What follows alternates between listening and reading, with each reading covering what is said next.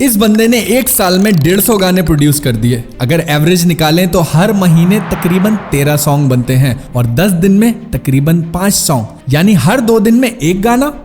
और बात यहाँ नहीं रुकती, क्योंकि ये किसी आम गाने की बात नहीं हो रही, बल्कि ऐसे लगातार और मुसलसल गाने जो आते गए और छाते गए। असली है जो भी नजर में वो असली है, नकली है, ये तेरी हसल नहीं मोनोपोली। Why not मेरी जान, की बार जीना है तो why not मेरी जान, कोशिश करने वालों पे हो खुदा बहुत मेहरबान। Agency pull up on you like agency, देता असरात मनफी। कोल्ड आवर्स, उम्र 20 बट आई स्वेयर ज़हन 30 का, पहले दिन से रियल भूखा नहीं था कभी रीच का। आरज़ू, टू टोन, फेलनी, क्यों, डाउनर एट डस्क, इसके अलावा ओपन लेटर का पूरा album, rock star without a guitar 20 गानों का पूरा एल्बम, माई टेरेबल माइंड 16 गानों का पूरा एल्बम, और कौन तलहा जैसा मिसाली diss track. If you know you know, कौन तला If you know you know, कौन तला 15 साल की उम्र से शुरू हुआ और 20 का होने तक इस छोटे से लड़के ने देसी हिप हॉप सीन में एक खलबली मचा कर रख दी। आइए दोस्तों, आज की इस वीडियो में यंगस्टर्स के सबसे खास शख्स उमैर ताहिर से मिलते हैं। वैसे तो उमैर के बारे में अब यंगस्टर्स का हर फैन ही काफी कुछ जानता है, लेकिन इस वीडियो में हम आपको उमैर की जिंदगी की वो साइड दिखाएंगे जिसके बारे में आप यकीनन नहीं जानते होंगे। और हाँ, अगर आपने हमारी यंगस्टर्स की लाइफ पर बनाई गई वीडियो अब तक नहीं देखी तो उसका लिंक आपको डिस्क्रिप्शन में मिल जाएगा। तो आइए शुरू करते हैं।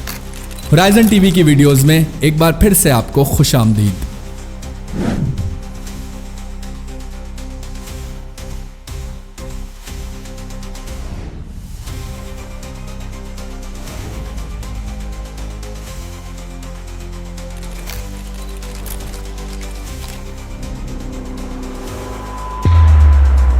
दोस्तों, अपनी जिंदगी के तो आप खुद भी हीरो होंगे, लेकिन क्या आप दूसरों की जिंदगी में भी एक हीरो बन पा रहे हैं?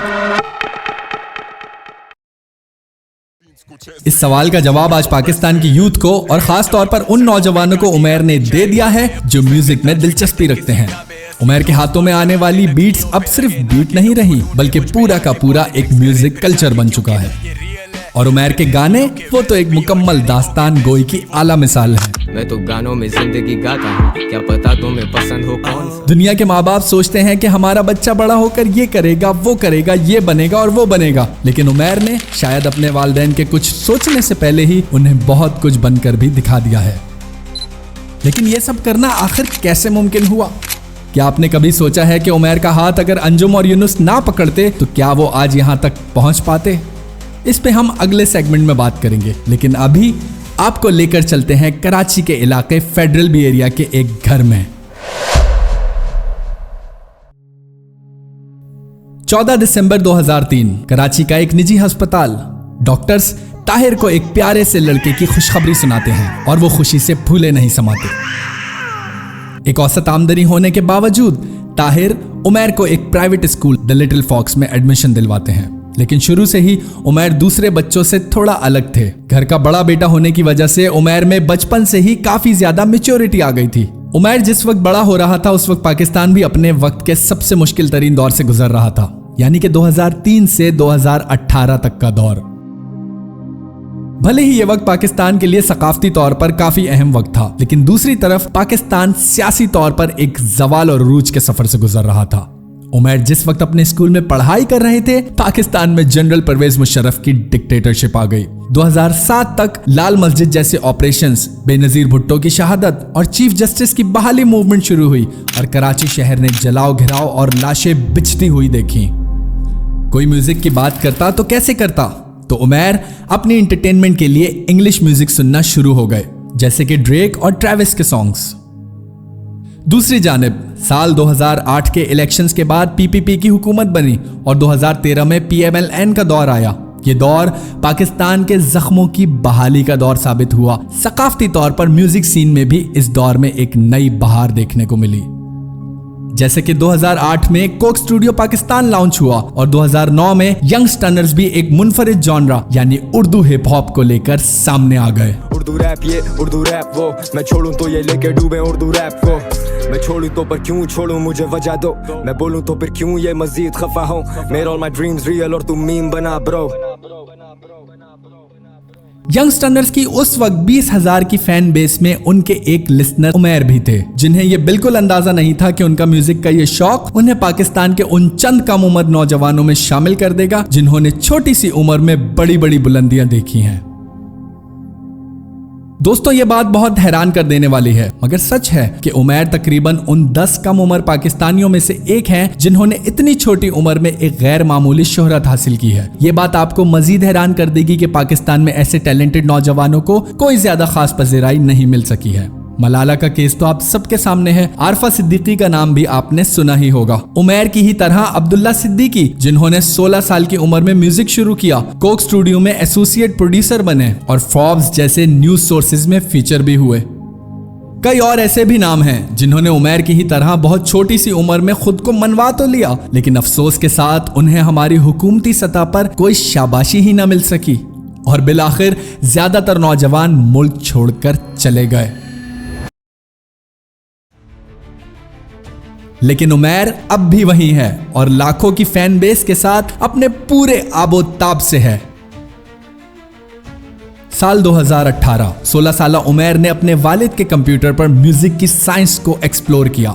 उमैर के वालिद, जो खुद भले ही पाकिस्तान की बेरोजगारी लहर का शिकार हो चुके थे, लेकिन उनका 15 साला बेटा उमैर इतनी छोटी सी उम्र में ही अपनी जिम्मेदारियों को बखूबी समझ लेता है। म्यूजिक से हाईली इन्फ्लुएंस्ड होना एक अलग बात है दोस्तों, मगर किसी आर्टिस्ट से इतना ज्यादा इंस्पायर होना कि ना सिर्फ खुद म्यूजिक सीखना शुरू कर देना, बल्कि नया म्यूजिक बनाकर उसी आर्टिस्ट को सेंड करना, ये भी कोई अनोखी ही बात है। यही अनोखा काम उमैर ने किया। अपने वालिद के कंप्यूटर पर ना सिर्फ इलेक्ट्रॉनिक बीट्स बनाना सीखी, बल्कि अपने दोस्त आर्टिस्ट रामिस के साथ वो बीट्स शेयर भी करना शुरू कर दी। अब मुझ समेत यंगस्टर्स का हर एक फैन ये बात जानता है कि यंगस्टर्स हसल और कंसिस्टेंसी की एक जबरदस्त मिसाल हैं। हसल और कंसिस्टेंसी पे करियर्स ये मुश्तमिल। भले ही उनके दूसरे फैंस इस बात को सिर्फ सुनते हैं, लेकिन उमैर ने इस पर मुकम्मल अमल किया और कंसिस्टेंसी के साथ बीट्स बनाते गए और आखिरकार वो दिन आया। उमैर के इंस्टाग्राम इनबॉक्स में आखिरकार वो मैसेज आता है जो उनकी जिंदगी को मुकम्मल तौर पर बदल देता है। ये तलहा यूनुस का मैसेज था, जो कि उमैर की बनाई हुई बीट्स से बहुत ज्यादा मुतासिर हुए और उन्हें कहा कि वो अपने एक ऑनगोइंग प्रोजेक्ट में उमैर से बीट्स बनवाना चाहते हैं। दोस्तों, जब यूनुस ने अपने गाने की रॉ रिकॉर्डिंग उमैर से शेयर की तो उमैर बताते हैं कि उन्हें उस टाइम यकीन ही नहीं हो रहा था कि वो अंजुम और यूनुस दोनों ही के राब्ते में आ चुके हैं।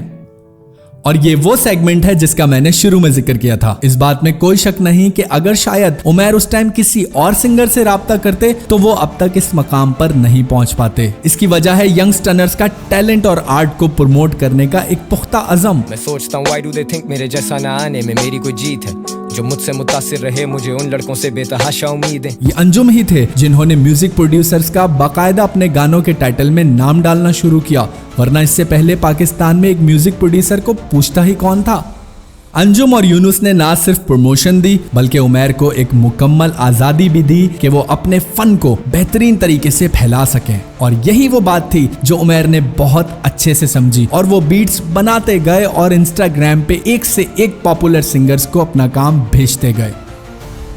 उमैर की सादा सी जिंदगी का अंदाजा आप इस बात से लगा सकते हैं दोस्तों कि जब उमैर असली है गाने की बीट्स बना रहे थे तो उन्हें याद आया कि उनके घर का बिजली का बिल अब तक पे नहीं हो सका। उन्होंने बीट्स को बीच में रोका, अपने घर का बिजली का बिल पे किया और वापस आकर बीट्स बनाई। वो बताते हैं कि आधे घंटे में असली है गाने की बनाई गई बीट्स 11 मिलियन लोगों ने सुनी और उसे खूब पसंद किया।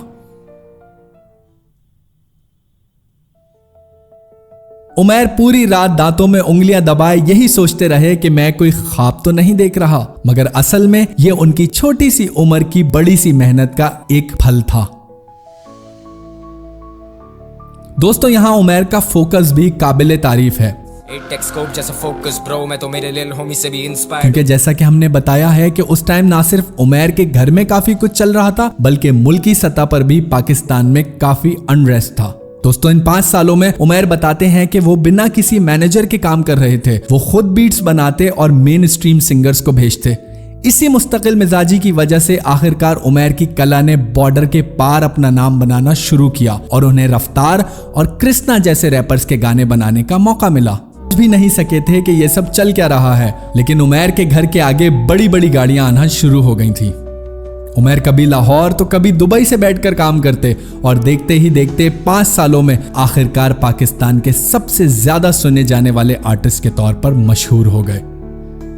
यहाँ एक बात बहुत जबरदस्त है दोस्तों, और जो उमैर की उम्र के नौजवानों के लिए एक बेहतरीन सीख भी है कि उमैर भले ही यंगस्टर्स के कनेक्शन में रहते हुए काम करते हैं, लेकिन अब भी वो अंजुम या यूनुस की सिफारिश इस्तेमाल नहीं करते, बल्कि वो बताते हैं कि वो खुद सिंगर्स को अपनी बीट्स भेजते हैं और खुद ही उनसे फॉलो अप भी करते हैं। इसी प्रैक्टिस के बिना पर उन्होंने हसन रहीम के साथ काम किया। जाना क्यों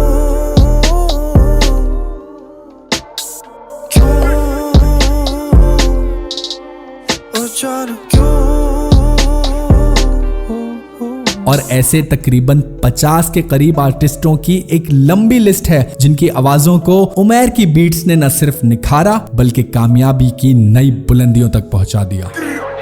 दिल्ली के लौंडों को पसंद है कुड़ी लाहौर, दिल्ली की कविता टेगोर दी, रूमी ने चूमी जवानी, इबादत से सादत ने लिखी कहानी थी, और दी से तूने बोर दिया के दी शटा डी और दी चाचे दी चप्पल पे शोर दी, कोरे भी लगते सिरी को ते मोटी सानू सियासत नहीं जोड़ती। उमैर की जिंदगी एक बहुत बड़ी इंस्पिरेशन है, खास तौर पर उनकी अपनी जनरेशन के नौजवानों के लिए। उन्होंने अपनी मंजिल का रास्ता उस चीज में तलाश किया दोस्तों जो पाकिस्तान में पसंद ही नहीं की जाती, मगर इस रास्ते को उन्होंने अपनी बीट से सजाकर अपनी मंजिल पे आखिरकार कदम रख ही दिया। भले ही कोई म्यूजिकल इंस्ट्रूमेंट बजाना ना आता हो, लेकिन उमैर की बीट्स और उनका म्यूजिक आज ये चीख चीख कर कह रहा है कि पाकिस्तान को डिजिटल रिफॉर्म्स और अवेयरनेस की शदीद जरूरत है। इलेक्ट्रॉनिक म्यूजिक का कल्चर उमैर अकेले ही लेकर आगे नहीं चल सकते। ना सिर्फ हमारी हुकूमत बल्कि प्राइवेट सेक्टर्स को भी अब इस तरफ जरूर सोचना होगा। अगर मुस्तकबिल की बात करें तो उमैर अब इंडिया और पाकिस्तान दोनों मुल्कों में ही काम करने के बाद आखिरकार अमेरिका से कुछ पॉपुलर इंग्लिश रैपर्स और बड़े लेवल के म्यूजिक लेबल्स को पाकिस्तान में लाने के लिए पूरी तरह से तैयार हैं। उम्मीद है कि उमैर की ये कामयाबी और कला दोनों ही बेहतरीन तरीके से बरकरार रहे और हमें इसी तरह से म्यूजिक के जरिए सच्चाई और हकीकत देखने को मिलती रहे। फैंस मुझे बड़ा अजीब सा लगता है, पता नहीं क्यों मुझे ऐसा लगता है कि सब दोस्त हैं मेरे जो सुन रहे हैं। तो अगर वो लोग ना होते तो शायद कुछ भी ना होता, मतलब अगर कोई सुनता ही नहीं तो मैं क्या ही कर रहा होता। अगर वीडियो पसंद आई तो वीडियो को जरूर लाइक और शेयर कीजिए। अगर आपने होराइजन टीवी को अब तक सब्सक्राइब नहीं किया तो होराइजन टीवी को जरूर सब्सक्राइब कीजिए ताकि ऐसी ही मजेदार वीडियोस हम आप तक टाइमली पहुंचा सकें।